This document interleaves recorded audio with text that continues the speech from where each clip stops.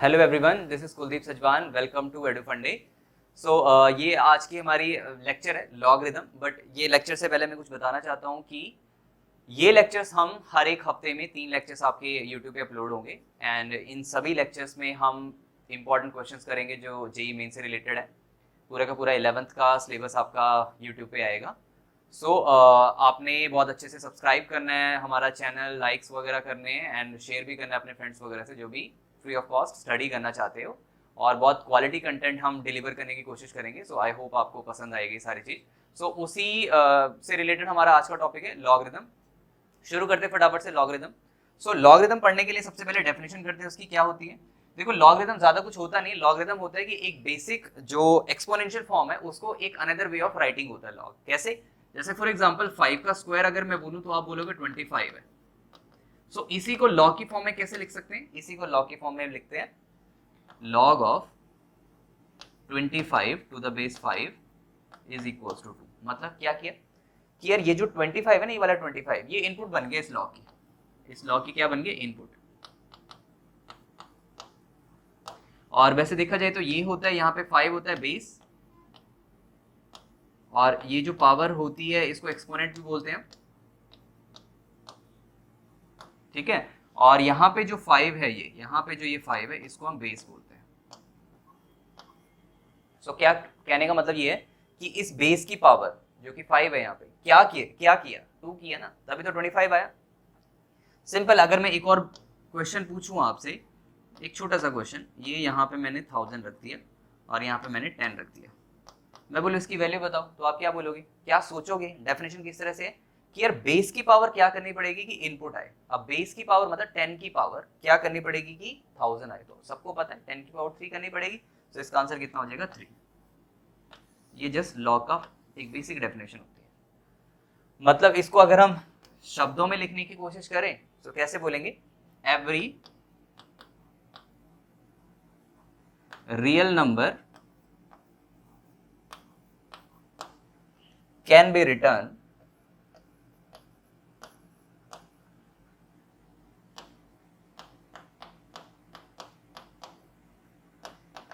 in the form of a raised to power x is equals to n. In the form of a raised to power x is equals to 1, where a is any positive real number, ठीक है। a is any positive real number मतलब कि a की value strictly greater than 0 होनी पड़ेगी, ठीक है। a is any positive real number and x is exponent।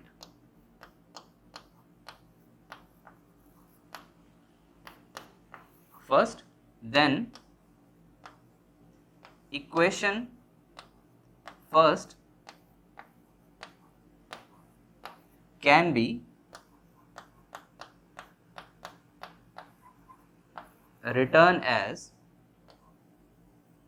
log n to the base a is equals to x।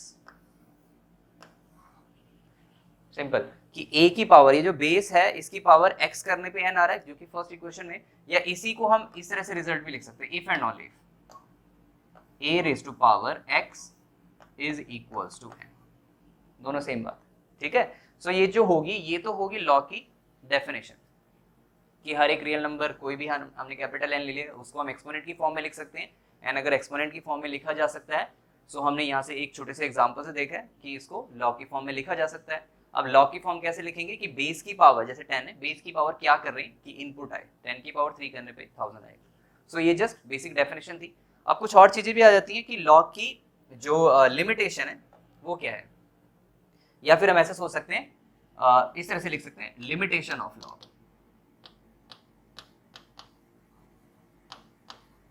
Limitations of log function. Limitations of log function से क्या मतलब है? देखो, इसके 3 लिमिटेशंस है, मैं बराबर लिख देता हूं, ठीक है। कि जैसे फॉर एग्जांपल मेरे पास let log function B, log function is y is equals to log x to the base b। ठीक है, ये हमने एक log फंक्शन मान लिया, कोई भी जनरल log फंक्शन। अब इसकी लिमिटेशन क्या है? फर्स्ट लिमिटेशन होगी कि ये जो x है ये स्ट्रिक्टली ग्रेटर देन 0 होना पड़ेगा, जो इनपुट है। दूसरी लिमिटेशन होती है कि इसका जो बेस है वो भी स्ट्रिक्टली ग्रेटर देन 0 होना पड़ेगा। और तीसरी लिमिटेशन क्या होती है? थर्ड लिमिटेशन हो जाती है कि b can not be equals to 1। अब भला ऐसा क्यों? आप बोलोगे कि ऐसा क्यों? लिमिटेशन क्या है? कोई भी वैल्यू पुट करो, कुछ भी आंसर निकालो, है ना? ऐसा सोच सकते हैं, बट ऐसा नहीं चलता। ठीक है, हर एक फंक्शन कुछ चीजें लेके आता है अपने साथ जिनको हमें ध्यान देना पड़ता है। ठीक है, कि उसमें हम कुछ भी ऐसे नहीं कि हम कॉम्प्लेक्स नंबर पुट कर रहे हैं, हम नेगेटिव नंबर पुट कर रहे हैं। जैसे साइन में, साइन का पता है तुम्हें, रेंज -1 से 1 ही होगी, सेम। तो लॉग भी एक तरह से फंक्शन ही है। अब ऐसा क्यों होता है? क्योंकि इस लॉग को मैं कैसे लिख सकता हूँ? x is equal to b raise to power y, base की पावर y करने पे x आएगा। तो यहां से हम समझते हैं कि ये लिमिटेशन कैसे आ गई। देखो, ये जो होता है ये एक एक्सपोनेंट फंक्शन होता है, ये एक एक्सपोनेंट फंक्शन है। एक्सपोनेंट फंक्शन हमेशा ऑलवेज नॉन नेगेटिव होता है, ऑलवेज नॉन नेगेटिव, मतलब ये हमेशा ही पॉजिटिव वैल्यूज देगा। सो अगर ये एक्सपोनेंट पॉजिटिव वैल्यूज देगा तो x भी तो पॉजिटिव वैल्यू देगा। सो इसलिए x हमेशा स्ट्रिक्टली ग्रेटर देन 0 होगा। दूसरा सिचुएशन, b की वैल्यू ग्रेटर देन 0 होगी। अब b की वैल्यू क्यों ग्रेटर देन 0 होगी? क्योंकि b लेट्स से कि मैं किसी वैल्यू के लिए नेगेटिव मान लेता हूं, एंड y पे तो कोई लिमिटेशन नहीं है ना, y तो कुछ भी मर्जी आए। ये जो पावर है, देखा होगा आपने, किसी भी एक्सपोनेंट में कभी नेगेटिव हम पुट कर रहे हैं, कभी पॉजिटिव हम पुट कर रहे हैं, तो y पे कोई भी लिमिटेशन नहीं है। सो y पे अगर कोई लिमिटेशन नहीं है तो b की पावर लेट्स से अगर नेगेटिव होगी, सॉरी 1/2 होगी, रूट होगी, और b को मैं किसी just for the time being I am taking b as negative number. So अगर नेगेटिव नंबर की पावर 1/2 होगी तो आप सबको पता है क्या होगा? कॉम्प्लेक्स नंबर आ जाएगा। एंड हम कॉम्प्लेक्स नंबर्स नहीं चाहते, क्योंकि हम लॉग रियल फंक्शन के बारे में बात कर रहे हैं, रियल वैल्यूड फंक्शन, मतलब कि आउटपुट जो है उसकी क्या है? रियल नंबर आए। तो हम इस चीज से बचने के लिए ये जो b है इसको भी हम स्ट्रिक्टली ग्रेटर देन 0 करेंगे। एंड लास्ट, कि b की वैल्यू 1 के इक्वल नहीं होगी। अब आप सोच सकते हैं b की वैल्यू अगर लेट्स से 1 होगी तो 1 की पावर कुछ भी करें तो 1 की पावर कुछ भी करने पे कुछ भी नहीं आएगा ना, सिर्फ 1 ही आएगा। सो अगर 1 ही आएगा हमेशा, तो उससे कुछ सीखने को नहीं मिलेगा, कुछ अलग वैल्यूज नहीं मिलेंगी। सो इसलिए b की पावर हम, इसलिए b की जो वैल्यू है 1 के इक्वल नहीं लेते हैं। सो ये 3 लिमिटेशंस होती हैं जिसका आप लोगों को ख्याल रखना पड़ता है। अब इसी के बेसिस पे एक छोटा सा क्वेश्चन कर लेते हैं, बहुत इजी क्वेश्चन है। फॉर एग्जांपल क्वेश्चन ये है, मेरे पास क्वेश्चन पड़ा हुआ है, वो लिख देता हूं। The value of n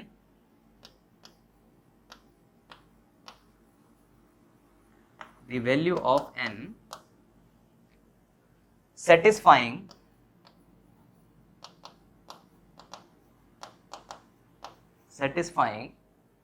log a 1 plus log b curly bracket start 1 plus log c 1 plus log n base p curly bracket close square bracket close is equals to 1 is equals to 0 is, क्या होना पड़ेगा? n की value जो इस equation को satisfy कर रहा है। ऑप्शन है हमारे 1, second option 3, third option 4 and fourth option 0। हाँ जी, क्या होना पड़ेगा? क्या इस n की वैल्यू क्या होनी चाहिए जो इस इक्वेशन को सेटिस्फाई कर रहा है? सो अभी तक हमने क्या पढ़ा? अभी तक तो हमने सिर्फ डेफिनेशन पढ़ी लॉ की। So it is very much understood कि लॉ की डेफिनेशन ही लग रही होगी। अब लॉ की डेफिनेशन लगाएं कैसे, उसको कैसे विजुलाइज करें इस चीज को? देखो, लॉ की डेफिनेशन लगाने के लिए हम क्या करेंगे? ये जो इनपुट है यहाँ पे आप देखोगे इनपुट है, यहाँ पे इसको कंसिडर करो इनपुट। ये सारा का सारा यहाँ से लेके यहाँ तक ये इनपुट ही होगी ना, बेसिकली लॉग बाहर लगा हुआ है। तो बेस की पावर, ये जो बेस है और ये इनपुट है, तो बेस की वैल्यू, बेस की पावर क्या करना है? 0 करने पे इनपुट आ रही। इसको इस तरह से इंटरप्रेट कर सकते हैं ना, क्योंकि लॉग की डेफिनेशन क्या थी? अगर मेरे पास कुछ ऐसे log x to the base b is equals to y, so इसी को मैं कैसे लिख सकता था? सॉरी, यहाँ पे आई थिंक आपको विजिबल नहीं होगा, सो मैं इस चीज को इरेज करके यहाँ पे समझाने की कोशिश करता हूँ आपको। सो मैं क्या कह रहा था कि अगर log कुछ ऐसे दे रखा है is equal to y, so इसी फॉर्म को हम कैसे लिख सकते थे, इसी फॉर्म को हम लिख सकते हैं x is equal to b raise to power y, यही log की डेफिनेशन थी। इसी चीज को हम यहाँ पे अप्लाई करते हैं, मतलब a की power 0 should be equal to 1 plus ये सारा का सारा जो इनपुट है, इसी को हम आगे बढ़ते हैं। तो यहाँ पे आ गया 1 plus log b curly bracket 1 plus log c small bracket 1 plus log capital N b base p curly bracket close is equals to क्या आना चाहिए था, a raise to power 0, and a raise to power 0 सबको पता है 1 के equal होता है, तो ये 1 से ये वाला 1 कैंसिल आउट हो गया, मेरे पास बन गया log of b 1 plus log c 1 plus log n base p is equals to 0। अब अगेन घुमा फिरा के वहीं पे पहुंच गए ना सेम, लेकिन इस टाइम हुआ क्या, इक्वेशन थोड़ा छोटी होगी, एक log कम जो हो गया। अब दूसरा क्या है, सेम इसी को देखो, अगर मैं इस चीज को इनपुट कंसीडर करके चलूं, ये वाली चीज को इनपुट कंसीडर करके चलूं, तो क्या लगा हुआ है, इस इनपुट के बाहर बेस, बाहर log लगा हुआ है और बेस भी है, तो क्या करूंगा, ये इनपुट क्या इनपुट है 1 plus log c 1 plus log n base p is equals to क्या होना चाहिए, b की पावर 0, तो b की पावर 0, b की पावर 0 कितना होता है 1 होता है, सो इस 1 से अगेन ये वाला 1 कैंसिल आउट हो गया, लास्ट में क्या बच गया मेरे पास, और छोटी इक्वेशन आ गई log of c 1 plus log n base p is equals to 1, ठीक है, इज इक्वल्स टू 0, सॉरी 1 नहीं 0, 1 से 1 कैंसिल आउट हो गया ना, 0 बच गया, तो यहाँ पे आ जाएगा इज इक्वल्स टू 0।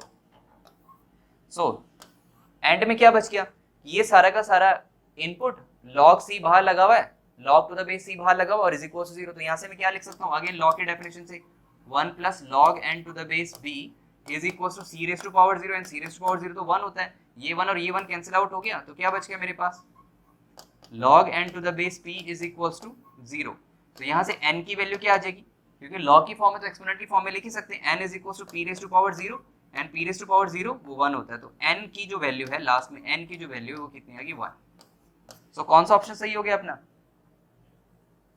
ऑप्शन 1, ठीक है, n की वैल्यू 1 आ रही है, सो ऑप्शन 1 इज करेक्ट। सो इस तरीके से हमने ये क्वेश्चन कर सकते थे, जस्ट हमने क्या पढ़ा था, लॉ की डेफिनेशन पढ़ी थी, और लॉ की डेफिनेशन पढ़ने के साथ हम इस क्वेश्चन को इजीली टैकल कर सकते हैं। सो एक और क्वेश्चन हम ट्राई कर सकते हैं, वो भी बहुत इजी सा क्वेश्चन है। लेट्स से मेरे पास क्वेश्चन है,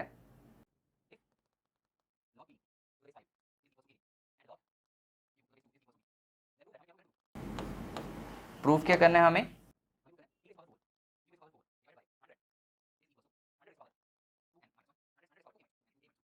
तो इसको प्रूफ करना है, तो क्या करेंगे, सिंपल है, ये लॉग दे रखा है मेरे पास, इसमें हम डेफिनेशन लगा देंगे, क्या लगा देंगे, लॉग की डेफिनेशन, तो log p to the base 5 is equals to a, तो यहाँ से मैं क्या लिख सकता हूँ, यहाँ से मैं लिख सकता हूँ p is equals to 5 raise to power a, similarly log q to the base 2 is equals to b, तो यहाँ से मैं क्या लिख सकता हूँ इसको, q is equals to 2 raise to power b।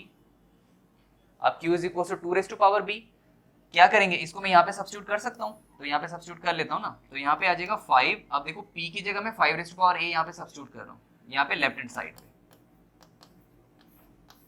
So 5 raise to power a, and उसकी भी पावर 4 तो है ही, सिमिलरली q क्या है 2 raise to power b, and उसकी भी पावर कितनी है 4, एंड डिवाइडेड बाय 100, ठीक है, इसको थोड़ा सा और सॉल्व करते हैं, पावर की पावर मल्टीप्लाई हो जाती है, तो 5 raise to power 4a into 2 raise to power 4b divided by 100, यहाँ तक पहुंच गए, क्लब कर देते हैं ना, पावर तो सेम है, तो यहाँ पे क्या बन जाएगा 5 इंटू 2 10 रेज टू पावर, दोनों की power 4a, sorry 5 into a, sorry 5 raise to power 4a into 2 raise to power 4b divided by 100, तो क्या करना पड़ेगा, देखिए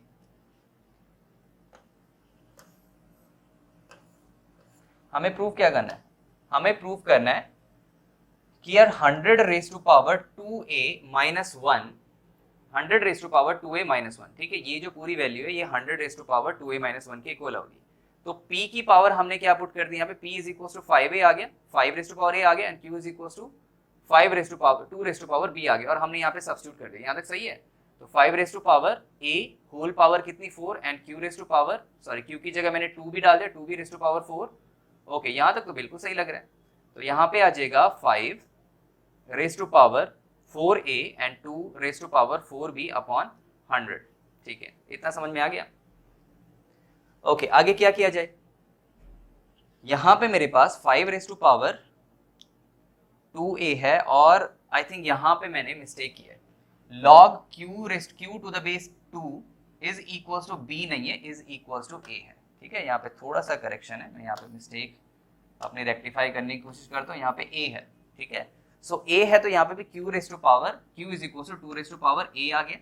ठीक है, यहाँ पे क्या मिस्टेक थी, log q to the base 2 b के इक्वल नहीं है, a के इक्वल था, तो यहाँ पे 2 रेस्ट टू पावर a आ गया, और यहाँ पे मैं इसको सब्स्टिट्यूट कर रहा हूँ 2 raised to power a,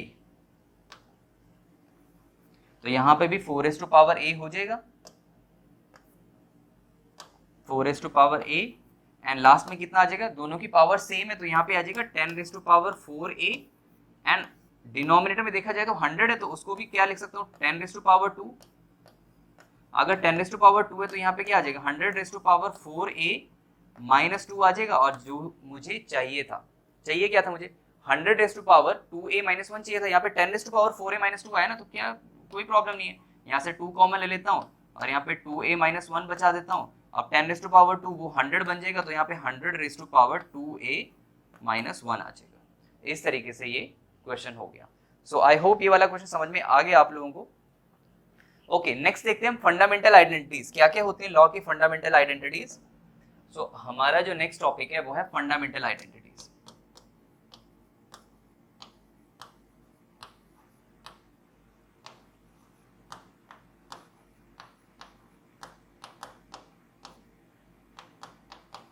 fundamental identities. अब फंडामेंटल आइडेंटिटीज मतलब जो बहुत ही बेसिक आइडेंटिटीज होती हैं जो लॉग फुलफिल करता है हमेशा। ठीक है, सो पहली आइडेंटिटी है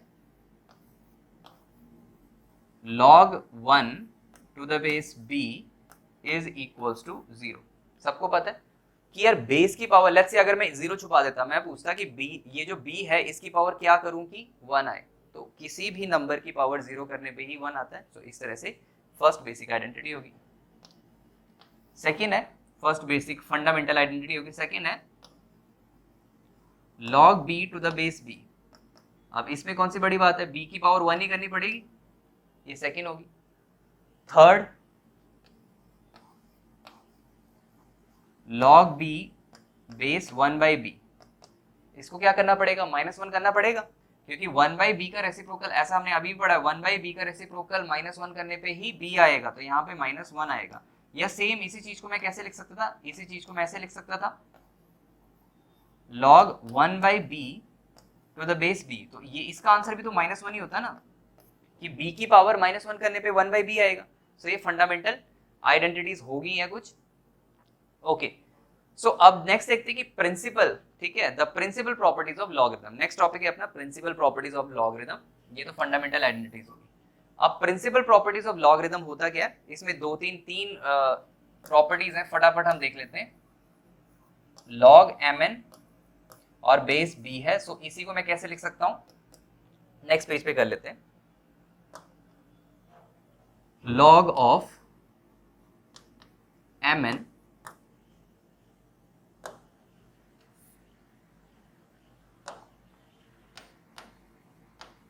बेस b, इसके अकॉर्डिंग क्या होता है, देखो अगर बेस b है, सेम है, एंड इनपुट में जो नंबर्स हैं वो मल्टीप्लाई हो रहे हैं, जैसे m इंटू n हो रखा है, तो log अप्लाई होने के बाद ये एडिशन में कन्वर्ट हो जाते हैं। कैसे, इंडिविजुअली हम इनको ऐसे लिख सकते हैं, log m to the base b plus log n to the base b। ठीक है, this is our first principle identity. ठीक है, नेक्स्ट है सेकंड, log b, और इनपुट में अब क्या हुआ, m डिवाइडेड बाय n, पहले था मल्टीप्लाई m इंटू n, अब हो गया m डिवाइडेड बाय n। तो लॉजिक लगाओ, तो यहाँ पे मल्टीप्लाई में एडिशन हो रहा था, तो ये जो डिवीजन है उसमें सब्ट्रैक्शन होगा, तो कैसे कन्वर्ट हो जाएंगे, log of m to the base b minus log n to the base b. Next, third identity, log a m raised to power x is equals to x times log m to the base a.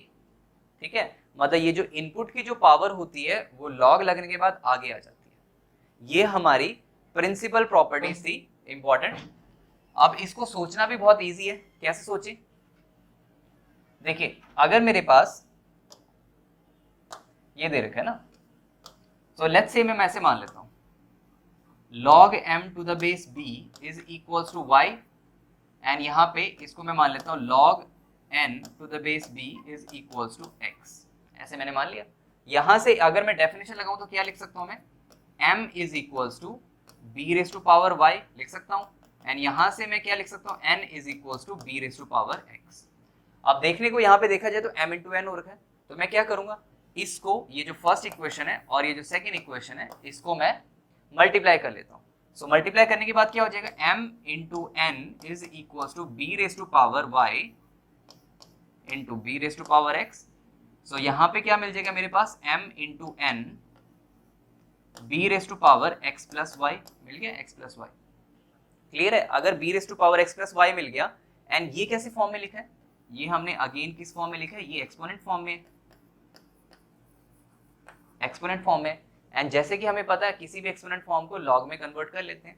सो इसको log में कैसे convert करें? इसको मैं लिख सकता हूं log of, yes, log of m n to the base b is equals to x plus y, right? कि यार b की पावर यहाँ पे x plus y करे ना, b की पावर x plus y करे तो ही mn आ रहा है। दैट मीन्स कि log of mn to the base b is equals to x plus y। And यहाँ पे दोबारा से x और y की वैल्यू रिप्लेस कर देते हैं। कहाँ से? ये यहाँ से।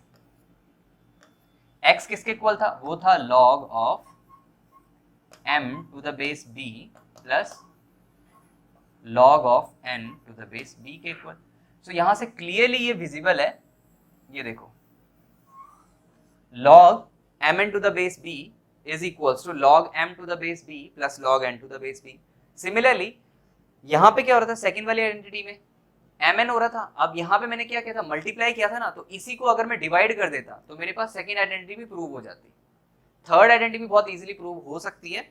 सो इस तरीके से हमारे पास प्रिंसिपल प्रॉपर्टीज ऑफ लॉगरिथम है। ये तीन प्रॉपर्टीज हैं, एक क्वेश्चन कर लेते हैं इसके बेसिस पे। सो आई होप ये प्रिंसिपल प्रॉपर्टीज आप लोगों को समझ में आई। क्वेश्चन देख लेते हैं। क्वेश्चन है,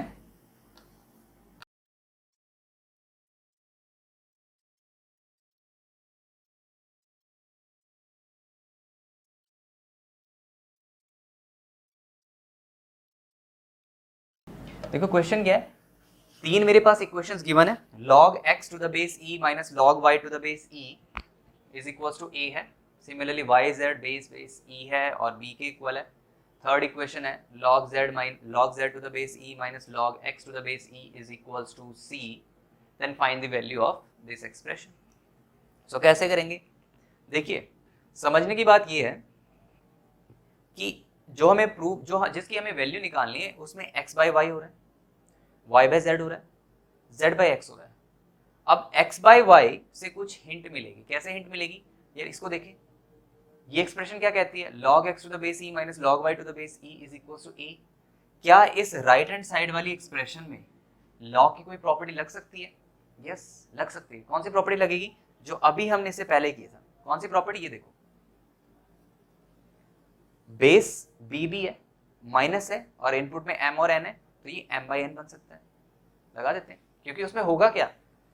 उसमें होगा क्या? यहाँ पे बन जाएगा x बाई वाई, जो कि यहाँ पे प्रेजेंट है, इसलिए हम ये वाली प्रॉपर्टी लगा रहे हैं। सो फर्स्ट एक्सप्रेशन को कैसे कन्वर्ट कर सकता हूं मैं? यहां से मेरे पास क्या मिल जाएगा? यहां से मेरे पास कन्वर्ट होकर क्या मिल जाएगा? log x by y to the base e is equals to a, ये मिल जाएगा। एंड अगेन log की अगर मैं डेफिनेशन लगाऊं तो इसको मैं कैसे लिख सकता हूं? इसको मैं लिख सकता हूं x by y is equals to e raise to power a। ये मेरे पास फर्स्ट इक्वेशन होगी। सेकेंड इक्वेशन देखते हैं, log y by z to the base e is equals to b, है ना, इसमें भी मैंने वही लगा दी, लॉग की डेफिनेशन लगा दी। एंड इसको मैं कन्वर्ट करके कैसे लिख सकता हूँ, y by z is equals to e raise to power b। ये सेकंड। क्या थर्ड भी बन सकती है? यस, जरूर थर्ड बन सकती है। थर्ड में यहाँ पे लिख रहा हूँ ऊपर, यहाँ पे बन जाएगा log, ओके, ऊपर मे बी विजिबल ना हो आप लोगों के, तो मैं इसमें यहाँ पे लिख देता हूँ थोड़ा सा, log z by x, z by x base e है is equals to c। And मैं लॉ की डेफिनेशन लगाऊं तो यहाँ पे क्या आ जाएगा, इनपुट जो कि z बाई एक्स है वो बेस की पावर इसके इक्वल होनी पड़ेगी, c के इक्वल। तो यहां से ये थर्ड इक्वेशन भी आ गई मेरे पास, ठीक है, फर्स्ट सेकंड थर्ड। अब मुझे चाहिए कि फर्स्ट सेकंड और थर्ड इक्वेशन की हेल्प से मैं इसमें सब्स्टिट्यूट करूं एंड आंसर निकालने की कोशिश करूं। अब ऐसा क्यों किया, क्योंकि मैं पहले बता चुका हूँ x बाई वाई यहाँ पे, y बाई जेड यहाँ पे, z बाई एक्स यहाँ पे, तो सारी चीज सब्स्टिट्यूट कर लूं मैं यहाँ पे। तो यहाँ पे ये इक्वेशन कैसे कन्वर्ट हो जाएगी, यहाँ पे कन्वर्ट हो जाएगी, देख लेते हैं। तो वो x बाई वाई की जगह मैं क्या सब्स्टिट्यूट करूंगा, e raise to power a, e raise to power a and whole raise to power कितना है, b minus c multiply y by z की वैल्यू की जगह, y बाई z की जगह मैं e raise to power b substitute कर दूं और उसकी वैल्यू कितनी है, c minus a multiply last में क्या है, z बाई x की जगह e raise to power c substitute करूंगा, e raise to power c और उसकी पावर कितनी है, उसकी पावर यहाँ पे a माइनस b है। थोड़ा सा सॉल्व कर लेते हैं, यहाँ पे इजीली विजिबल हो जाएगा, e raise to power a into b minus a into c plus b into c minus b into a plus c into a minus c into b। तो आप देखेंगे सारी चीजें कैंसिल आउट हो रही है। तो क्या बच गया, e raise to power 0, e raise to power 0 कितना होता है 1। तो ये अपना आंसर आ गया। तो हमें इसकी वैल्यू निकालनी थी, e raise to power 0 that is equals to 1 अपना आंसर होगा इस एक्सप्रेशन की। सो आई होप ये वाला क्वेश्चन आप लोगों को समझ में आया है। ओके, नेक्स्ट एक छोटा सा और क्वेश्चन कर लेते हैं हम इसमें।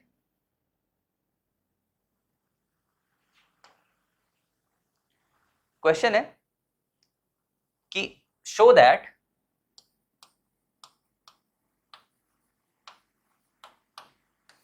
show that 1 by 2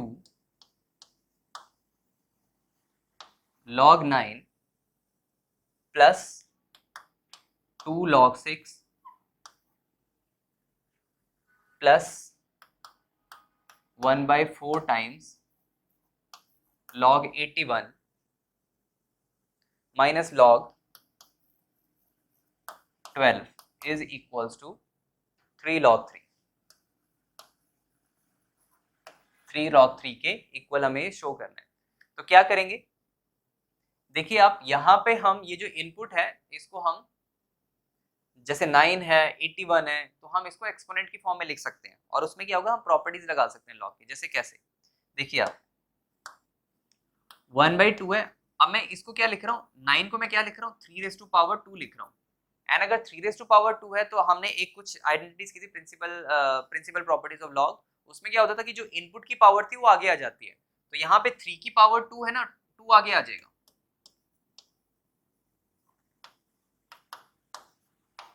सिमिलरली यहाँ पे 6 है, इसको हम क्या करें, 3 into 2 में तोड़ देंगे प्लस 1 by 4 81 है। 81 को कैसे लिख सकता हूँ मैं, यहाँ पे जो 81 है इसको मैं लिख सकता हूँ 3 रेज टू पावर 4। 4 आगे आ जाएगा तो इंटू 4 टाइम्स log 3 आ जाएगा माइनस, अब log 12 है, 12 को क्या करेंगे, 12 को मैं लिख सकता हूँ 3 into 4 और 4 को भी मैं क्या लिख सकता हूँ, इसको भी मैं क्या लिख सकता हूँ 3 into 2 raise to power 2, right. तो यहाँ पे मैं लिख देता हूँ log of 3 into 2 raise to power 2।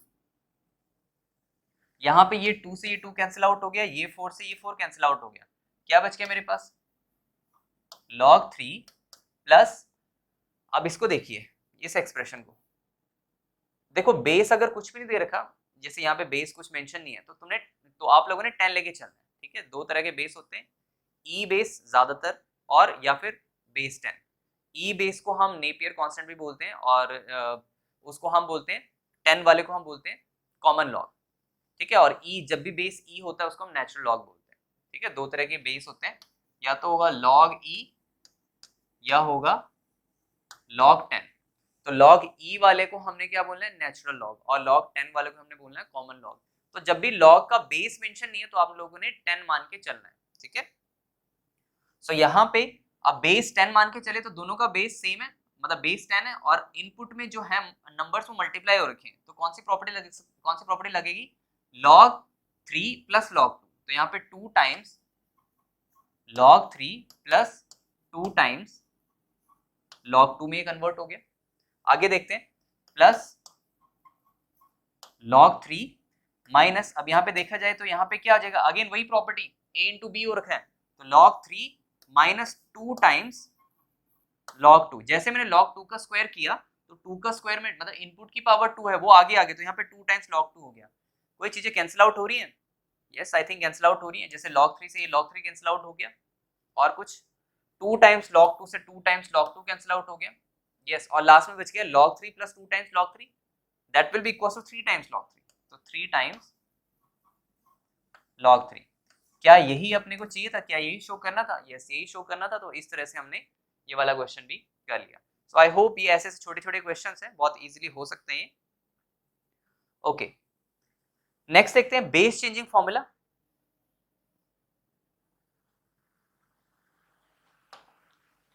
Next जो लॉग में हम पढ़ते हैं बेस चेंजिंग फॉर्मूला, कभी भी जो लॉग होते हैं, दो लॉग और क्वोशंट फॉर्म में लिखे होते हैं, वो बेस पे डिपेंड नहीं करते, उसी चीज से रिलेटेड ही लॉग बेस चेंज फॉर्मूला है। जैसे फॉर एग्जांपल मैं ये जो एक्सप्रेशन है ना log m to the base b, इसको मैं कैसे लिख सकता हूं, log m to the base a divided by log b to the base a। Simple, इस तरह से लिख सकता हूं। मतलब बेस मैंने अलग अलग कर लिया, इसका बेस a कर लिया, इसका बेस a कर लिया, एंड क्वोशंट फॉर्म में लिख लिया, ये वाला log और ये वाला log, ठीक है। जहां पे अंडरस्टूड है कि a भी ग्रेटर देन 0 होगा, b भी ग्रेटर देन 0 होगा, a 1 के इक्वल नहीं होगा, और m भी ग्रेटर देन 0 होगा। इसी चीज को हम बेस चेंज फॉर्मूला कहेंगे। अब इसी से रिलेटेड कुछ चीजें हैं, जैसे log a to the base b, ठीक है, इसको हम कैसे लिख सकते हैं, इसको मैं ऐसे लिख सकता हूं log a to the base a divided by log b to the base a। क्या किया, इस पे हमने बेस चेंज फॉर्मूला लगा दिया। कैसे बेस चेंज फॉर्मूला लगा दिया, जो यहाँ पे जैसे फॉर एग्जांपल बेस मैंने दोनों का a डाल दिया था, m और बेस b का, यहाँ पे भी मैं क्या करूंगा, log a to the base b है, इसका बेस भी मैंने a डाल दिया और b का बेस भी मैंने a डाल दिया। सो बट ये तो क्लियर है कि यहाँ से मेरे पास ये वाली जो एक्सप्रेशन ये तो 1 के इक्वल होगी। तो क्या बन गया मेरे पास, ये बन गया मेरे पास log a to the base b is equals to 1 over log b to the base a, ठीक है। और इसी चीज को मैं इसका इस साइड लेके आ जाता हूं, तो यहां से बन जाएगा मेरे पास log a to the base b into log b to the base a is equals to 1, ठीक है। अब जैसे फॉर एग्जांपल इसको सोचना बहुत इजी है, अगर ये पूछा है आपसे log 81 log 3 to the base 81, so इसका आंसर क्या होगा, this is equals to 1 over log 81 to the base 3, है ना। सोचना बहुत इजी है, कैसे, इसी की हेल्प से देखो, log a to the base b था तो उसको कैसे लिख सकते हैं, 1 over log b to the base a। तो अगर मेरे पास यहाँ पे था log 3 टू द बेस 81, तो इसको कैसे लिख दिया हमने, 1 over log 81 to the base 3। अब ये वाला चीज तो सोचना बहुत इजी है ना, इसमें तो कोई प्रॉब्लम नहीं है, ये तो बहुत इजीली हम सोच सकते हैं क्या, कि यार 3 की पावर, ये जो बेस है इसकी पावर क्या करें कि 81 आए। तो सबको पता है 3 की पावर 4 करनी पड़ेगी, दैट मीन्स ये पूरी की पूरी एक्सप्रेशन किसके इक्वल हो जाएगी, 4। दैट मीन्स इसका आंसर कितना हो जाएगा, 1 ओवर 4। सो यहाँ पे ये चीज हेल्प में आती है, ये क्या है, base change formula, base change formula. अब कुछ इंपॉर्टेंट चीजें और भी हैं जिनको हम यहाँ पे लिख लेते हैं फटाफट से। जैसे पहली चीज log a to the log a की पावर m है और बेस b की पावर n है। सो लॉग की हेल्प से हम इसको कैसे लिख सकते हैं, जो इनपुट की पावर है वो आगे आती है न्यूमरेटर में, और जो बेस की पावर है वो डिनोमिनेटर में आती है, is equals to log m is equals to m by n times log a to the base b. ठीक है, next second, c raise to power log a to the base b है। सो इसको मैं कैसे लिख सकता हूं, इसको ये जो है ना ये वाला जो नंबर है इनपुट, इसके साथ मैं इंटरचेंज कर सकता हूं। कैसे, सेम एक्सप्रेशन को मैं कैसे लिख सकता हूं, इसको मैं लिख सकता हूं a raise to power log c to the base b। ये हर क्वेश्चंस में, बहुत सारे क्वेश्चंस में ये जितनी भी हम प्रॉपर्टीज कर रहे हैं बहुत हेल्पफुल होती हैं। इसी का एक और स्पेशल केस है, लेट्स से मेरे पास जस्ट ऐसा होता log a to the base m, तो इसको मैं कैसे लिख सकता था 1 over m log a to the base b। अब जैसे फॉर एग्जांपल हम सोचें एक ऐसा क्वेश्चन आ गया, let's say log 2 raise to power -10, ठीक है, ऐसे आ सकता है। सो इसका आंसर निकालना है, तो इसका आंसर निकालने के लिए क्या करेंगे, इस ये जो प्रॉपर्टी है लॉग की, इसकी हेल्प लेंगे। कैसे, मुझे पता है कि यार इस प्रॉपर्टी की हेल्प से या इस प्रॉपर्टी की हेल्प से इनपुट की पावर तो 1 है और बेस की पावर -10 है, तो क्या करूंगा मैं, जो इनपुट की पावर है वो न्यूमरेटर में आएगी और बेस की जो पावर है वो -10 आगे आ जाएगी। क्लियर है, सो ये किसके इक्वल हो जाएगा 1 over -10 times log 2 to the base 2। अब log 2 to the base 2 ये तो 1 के इक्वल हो गया, दैट मींस ये सारी की सारी एक्सप्रेशन किसके इक्वल आ गई -1/10। इसका आंसर कितना हो जाएगा -1/10। सो इस तरीके से हम सोच सकते हैं ये वाले क्वेश्चन को। आई होप ये सारी चीजें आप लोगों को क्लियर है। ओके, कुछ क्वेश्चन किया जाए फिर। जैसे मेरे पास एक क्वेश्चन है,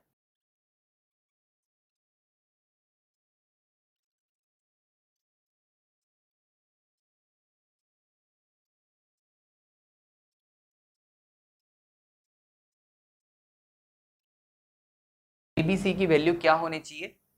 फर्स्ट ऑप्शन है 0, सेकेंड ऑप्शन है 1, थर्ड ऑप्शन है ई, फोर्थ ऑप्शन है not, none of these.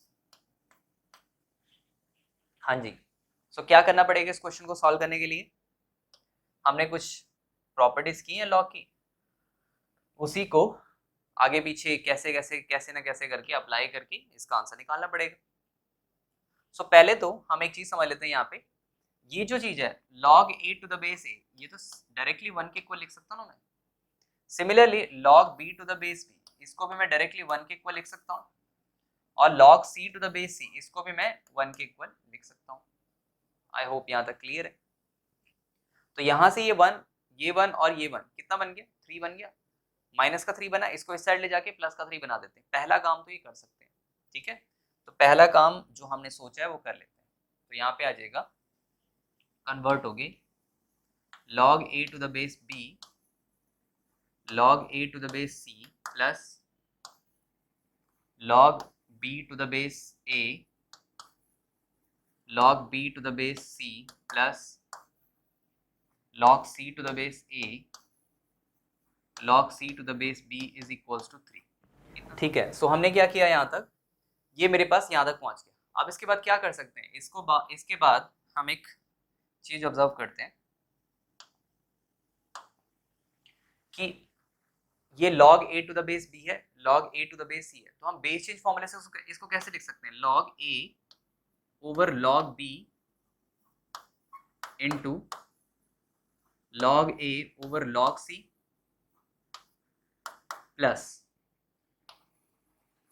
log b to the base a, sorry log a, base a था तो log a लिख दिया, into log b over log c plus log c over log a into log c over log b is equals to 3, है ना। Base change formula हमने भी पढ़ा था, इसको हमने इस तरह से लिख दिया, इसको हमने इस तरह से, वही बेस चेंज फॉर्मूला लगाया। अब ध्यान दे, या तो log b है, log a है, log b, log a, log c है, तो इसका एलसीएम कितना आ जाएगा, log abc ले लेता हूँ, log a log b log c, इसका एलसीएम ऐसे ले लिया मैंने, log a log b log c, and ऊपर कितना आ गया, देखो log b log c है तो log a का क्यूब आ जाएगा, तो यहाँ पे आ जाएगा log a cube plus log b cube plus log c cube is equals to 3 times log a into b into c, तो यहाँ पे आ जाएगा log a log b log c, ठीक है। सो इसको मैं इस साइड लेके आ गया, ठीक है, तो मैं इसको इरेज कर लेता हूँ यहाँ से।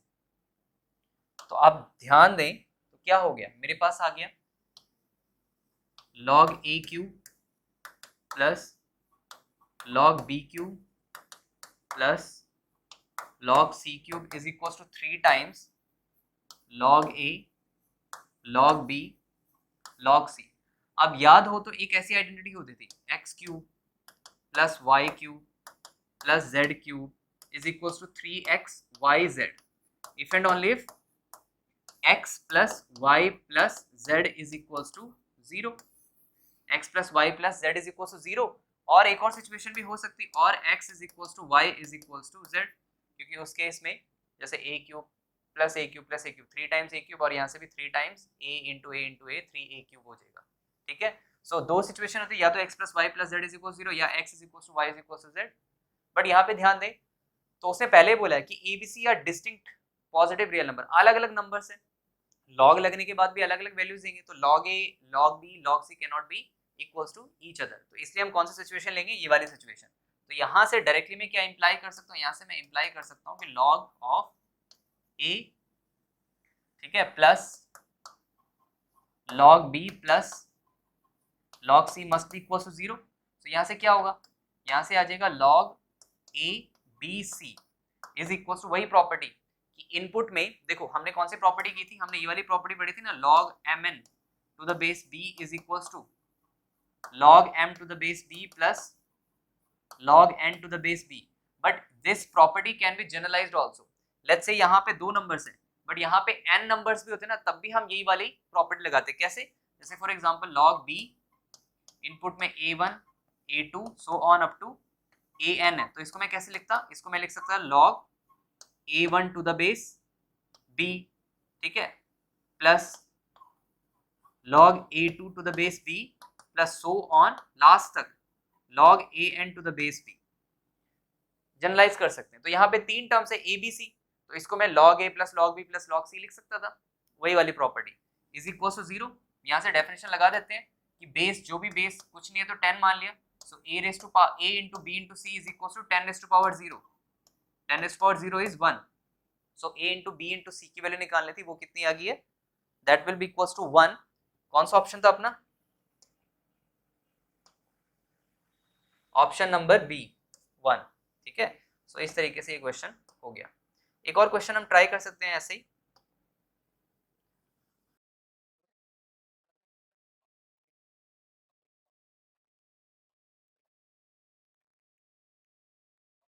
इसकी वैल्यू निकाल लें, तो कौन सी बड़ी बात होगी, बेस चेंज फॉर्मूला। क्या करेंगे, इसको मैं ऐसे लिख सकता हूँ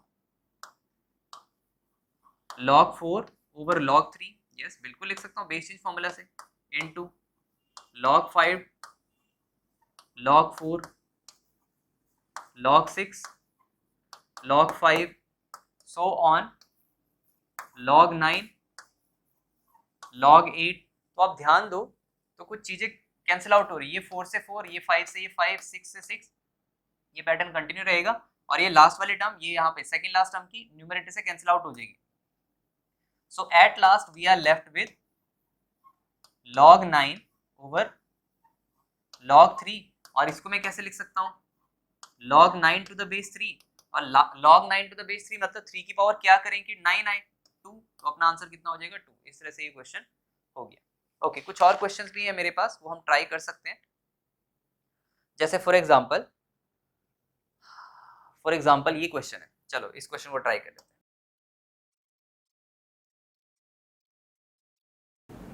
सो हमें निकालना है x प्लस वाई की वैल्यू क्या होगी, x plus y is equal to what, x plus y की वैल्यू क्या होनी चाहिए।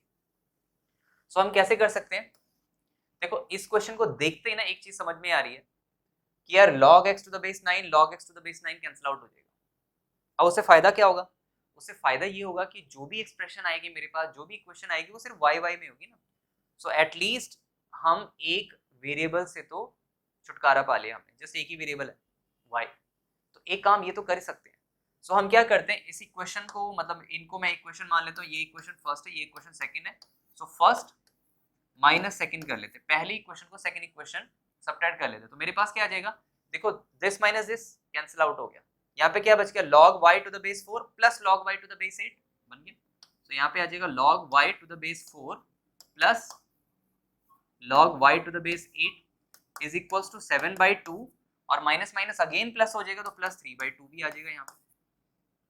अब क्या करें, अब एक काम किया जा सकता है, कौन सा काम किया जा सकता है कि ऐसा कर सकते हैं, 4 है तो हम इसको ऐसे कर लेते हैं log y to the base 2 का square log y to the base 2 का क्यूब ऐसे कुछ करके इज इक्वल्स टू यहाँ पे आ जाएगा 2 और बताइए यहाँ पे आ जाएगा 2 और यहाँ पे आ जाएगा 7 प्लस 3 10, मतलब कट के 5 आ गया, राइट हैंड साइड पे तो 5 आ गया। इस साइड क्या करें, कुछ हो सकता है,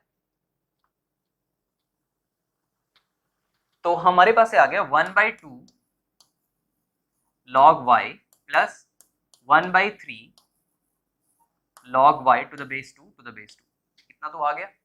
कौन सा वाला फॉर्मूला लगाया, बेस ये जो वाला, कौन सा वाला याद होगा आप लोगों को, एक ऐसा था ना log a raise to power m b raise to power n, इसको मैं लिख सकता हूँ m/n times log a to the base b, इसको इस तरह से लिखा जा सकता है ना, वही वाला फॉर्मूला लगाया है ना। जस्ट प्रैक्टिस की बात है, आपको सारी चीजें क्लियर होती जाएंगी यार कि इसको मैं ये जो बेस, ये जो 4 है ना, 4 और यहाँ पे 8 है तो बेस अलग अलग है, बेस अलग अलग है तो काम कुछ बनने वाला नहीं है, तो बेस सेम बनाने की कोशिश की है। 4 को मैं लिख दिया 2 रेज़ टू पावर 2, 8 को मैं लिख दिया 2 रेज़ टू पावर 3, फिर ये वाला फॉर्मूला अप्लाई करके y की पावर कितनी 1 है तो 1 तो आगे न्यूमरेटर में आ गया, और बेस की पावर कितनी 2 है तो 2 आगे आ गया, सिमिलरली यहाँ पे 1/3 आ गया। क्या कर सकते हैं, इज इक्वल टू 5 तो चला ही आ रहा है इस साइड। अब क्या कर सकते हैं, नेक्स्ट पेज पे चलते हैं, पहला काम तो यही करते हैं। तो यहाँ पे आ जाएगा, यहाँ तक पहुंच गए 1/2 times log y to the base 2 plus 1/3 times log y to the base 3 is equals to, हाँ जी इज इक्वल्स टू कितना आया था मेरे पास 5, इज इक्वल्स टू 5 आ गया था यहाँ पे।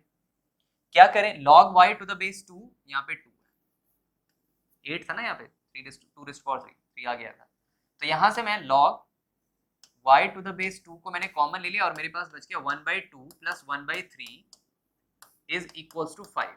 आगे क्या किया जा सकता है, log y to the base 2 और यहाँ पे आ जाएगा एलसीएम 6, 3 टू द 6 होता है ना, तो यहाँ पे आ जाएगा 5 इज इक्वल्स टू 5, दोनों मल्टीप्लाई में तो 5 से 5 तो कैंसिल आउट हो गया तो क्या बन गया log y to the base 2 is equals to 6, उधर लेके चले जाता हूँ यहाँ पे 6, यहाँ से मैं फॉर्मूला, यहाँ से मैं डेफिनेशन लगा के y is equals to 2 raise to power 6 लिख सकता हूँ। 2 रेज़ टू पावर 6 कितना होता है, 2 रेज़ टू पावर 5 होता है 32 और 32 इंटू 2 64, तो y की वैल्यू 64 आ गई, तो y इज इक्वल्स टू 64। पर अभी काम पूरा नहीं हुआ, अभी तो हमें x की वैल्यू भी निकालें। अब x की वैल्यू कैसे निकालें, देखिए x की वैल्यू निकालने के लिए किसी भी क्वेश्चन में सब्स्टिट्यूट कर लेते हैं, है ना, किसी भी क्वेश्चन सब्स्टिट्यूट कर लेते हैं, जैसे लेट्स से मैं इस इक्वेशन में सब्स्टिट्यूट कर लेता हूं, तो इस इक्वेशन सब्स्टिट्यूट कर लेते हैं, तो यहाँ पे आ गया मेरे पास log x to the base 9 plus y की वैल्यू कितनी आ गई थी, y की वैल्यू आप लोगों को याद होनी चाहिए 64 आई थी, तो यहाँ पे 64 सब्स्टिट्यूट कर देता हूँ, तो यहाँ पे आ जाएगा log 64 to the base 4 is equals to 7/2। यार 4 की पावर क्या करेगी, 64 आए, 4 की पावर 2 16, 4 की पावर 3 64, तो यहाँ पे इस पूरे को मैं जस्ट 3 के इक्वल लिख दूं, यस लिख सकता हूँ, बिल्कुल लिख सकता हूँ। तो आगे कितना आ जाएगा, आगे आ जाएगा log x to the base 9 is equals to 7/2 minus 3, तो कितना आ जाएगा 7/2 minus 3, 1/2 आ जाएगा, यस बिल्कुल आ जाएगा। तो लास्ट में मेरे पास क्या आ जाएगा, log x to the base 9 is equals to 1/2, तो यहाँ से x की वैल्यू निकालना कौन सी बड़ी बात है, x कैसे, x किसके इक्वल आ जाएगा, x आ जाएगा 9 रेज़ टू पावर 1/2, मतलब √9, और √9 किसके इक्वल होता है 3 के इक्वल, तो x की वैल्यू 3 आ गई, x की वैल्यू 3 और y की वैल्यू कितनी आई थी 64, x की वैल्यू 3 और y की वैल्यू 64, तो x प्लस y की वैल्यू कितनी आ जाएगी 64 प्लस 3 67, तो आंसर अपना क्या आ जाएगा 67। ये क्वेश्चन हो गया, ठीक है। एक और क्वेश्चन हम ट्राई कर लेते हैं ऐसे ही कुछ,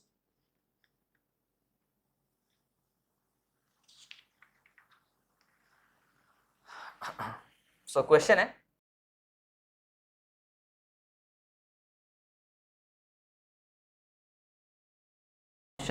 ऑप्शंस नहीं है, ये जेई 2012 में आ रखा है।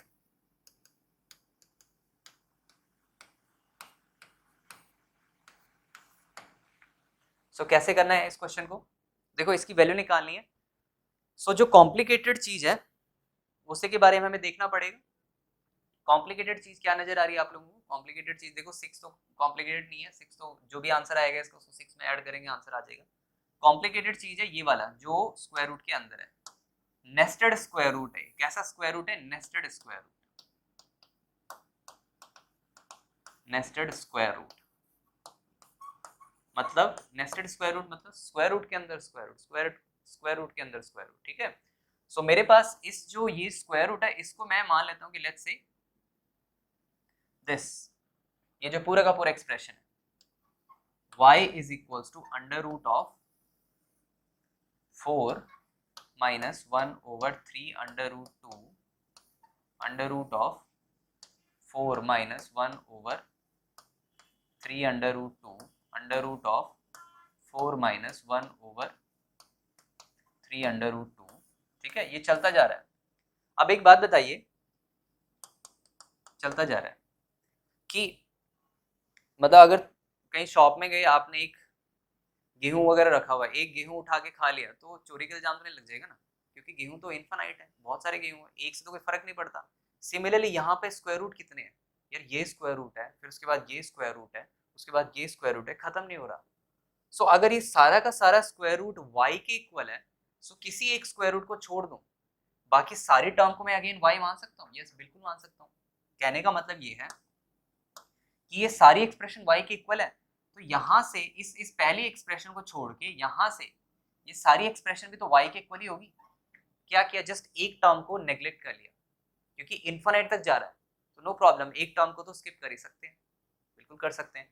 तो यहाँ से आ जाएगा y is equals to under root of 4 minus 1 over 3 under root 2 times y। आ गया ना? 4 minus 1 over 3 under root 2 times, ये पूरा का पूरा एक्सप्रेशन को मैंने अगेन y ले लिया क्योंकि ये y के इक्वल था। y कैसे था? Under root of 4 minus 3 under root 2, under root of 4 minus 1 over 3 under root 2, फिर under root of 4 minus 3 1 over 3 under root 2। तो अगेन देखिए आप, y को मैंने क्या लिख दिया? Under root of 4 minus 1 over 3 under root 2, under root of 4 minus 1 over 3 under root 2 and चलता जा रहा है। यहाँ पे एक्सप्रेशन आ गई, इसको मैं स्क्वायरिंग कर देता हूँ दोनों साइड, फर्स्ट इक्वेशन की स्क्वायरिंग कर देता हूँ मैं। सो स्क्वायरिंग करने के बाद क्या आ जाएगा? y square is equals to 4 minus 1 over 3 under root 2 times y आएगा, बिल्कुल आएगा, ठीक है। 4 minus 1 over 3 under root 2 times y क्या आ जाएगा? इसको मैं इस साइड लेके आ जाता हूँ, तो 3 under root 2 y square is equals to 4 minus y, sorry 4 minus y नहीं, अंडर रूट ले लिया मैंने, एलसीएम ले लिया सॉरी। तो यहाँ पे आ जाएगा 4 इंटू 3, 12 लिख दूँ मैं सीधा? यस, लिख सकता हूँ डायरेक्टली। तो यहाँ पे आ जाएगा 12 माइनस y, ठीक है। एलसीएम लिया था मैंने 3 अंडर रूट 2, 3 अंडर रूट 2 उस साइड चला गया तो 3 under root 2 y square and 4 into 3 12 under root 2 minus y, ठीक है, माइनस y। तो यहाँ पे इसको मैं इस साइड लेके आ जाता हूँ, तो यहाँ पे आ जाएगा 3 under root 2 y square plus y minus 12 under root 2 is equals to 0। ये आ गया। अब इसको मिडिल टर्म स्प्लिटिंग करना पड़ेगा, इसको मिडिल टर्म स्प्लिटिंग करना पड़ेगा। सो यहाँ पे कितना आ रहा है? 72 आ रहा है, ठीक है। 12 into 3 36 into 72, 72 8 into 9 into 8 into 9 72 होता है। तो यहाँ पे आ जाएगा 3 under root 2 y square plus 9y minus 8y minus 12 under root 2 is equal to 0। पहली दो टर्म से क्या कॉमन आ रहा है? 3 कॉमन आ रहा है, 3y इनफैक्ट, तो under root 2 y plus 3 and last के दो टर्म से क्या कॉमन आ रहा है? 4 आ रहा है, इनफैक्ट 4 अंडर रूट 2 आ रहा है। तो यहाँ पे आ जाएगा 4 अंडर रूट 2 अगर मैंने ले लिया तो माइनस 4 अंडर रूट 2 मैंने कॉमन ले लिया, तो 4 अंडर रूट 2 जैसे ही मैंने कॉमन ले लिया तो यहाँ पे आ जाएगा 2y plus 3 is equal to 0। तो यहाँ से y की वैल्यू क्या आ रही है? देखो ये फैक्टर आ गया 2y प्लस 3 और दूसरा फैक्टर क्या आ गया 3y minus 4 under root 2 is equals to 0। 3y minus 4 under root 2 is equals to 0। ठीक है, इतना समझ में आ गया। सो यहाँ पे हाँ जी बिल्कुल सही है। तो यहाँ से y की क्या वैल्यू आ रही है, यहाँ से y की वैल्यू आ रही है या तो -3/2 या y की वैल्यू आएगी 4 अंडर रूट 2/3। y की वैल्यू या तो -3/2 आ रही है या आ रही है 4 अंडर रूट 2/3, 4 अंडर रूट 2/3।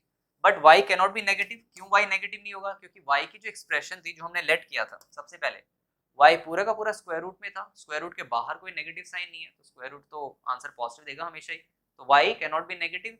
तो y यहाँ से मेरे पास समझ में आ गया कि y कितना है 4 अंडर रूट 2/3। इतना समझ में आ गया, आई होप आ गया होगा। आगे बढ़ते हैं। सो लास्ट में मेरे पास एक्सप्रेशन कैसे आ गई है 6 प्लस लॉग बेस कितना था अपने पास 3/2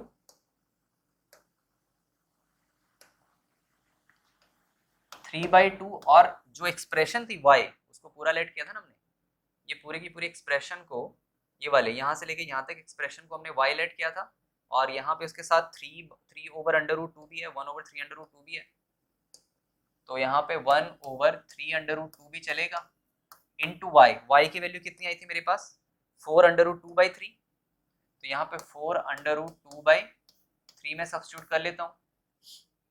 ठीक है, तो यहाँ पे अंडर रूट 2 से अंडर रूट 2 कैंसिल आउट हो गया, कितना बच गया 6 प्लस लॉग 3/2 एंड यहाँ पे कितना बच गया 4/9, 4/9। तो यहाँ से आ जाएगा 6 प्लस लॉग 4/9 को कैसे लिख सकता हूँ 2/3 रेज टू पावर 2 लिख सकता हूँ एंड यहाँ पे 3/2 लिख सकता हूँ। 2 को आगे लेके आ जाऊंगा तो 6 प्लस 2 लॉग 2/3 और log 3/2 है, तो क्या करना पड़ेगा डिनोमिनेटर ये जो बेस है इसका रेसिप्रोकल करके 2/3 आ जाएगा ना, तो रेसिप्रोकल इसका आंसर कितना आ जाएगा, इसका आंसर -1 आ जाएगा। तो यहाँ पे 6 प्लस 2 इंटू -1, तो 6 minus 4 6 minus 2 that will be equals to 4, तो 4 अपना आंसर होगा। सो इस तरीके से ये क्वेश्चन हो गया। आई होप आप लोगों को समझ में आया होगा। ये पूरा लेक्चर आप लोगों को समझ में आया, कुछ नहीं है, जस्ट किसी क्वेश्चन को डिफिकल्ट बनाना तो लॉग दे देते हैं। तो लॉग की प्रॉपर्टीज हमने बहुत सारी पढ़ी है, I hope I think 7-8 properties हमने पढ़ी है, उनके बेसिस पे हमने बहुत सारे क्वेश्चंस किए। ये वाला क्वेश्चन जेईई मेंस में भी आ रखा था, ऐसे क्वेश्चन देखे जाते हैं हमने, या फिर डायरेक्टली क्वेश्चन आए लॉग का तो किसी ना किसी क्वेश्चन में वो लॉग की प्रॉपर्टीज बेस्ड उसके साथ कोई और फंक्शन मिला के एक्सपोनेंशियल ट्रिग्नोमेट्रिक कोई ना कोई लॉग प्रेजेंट होता है जेईई मेंस के पेपर में। सो आई होप आप लोगों को ये सेशन समझ में आया होगा, पसंद आया होगा। Thank you so much.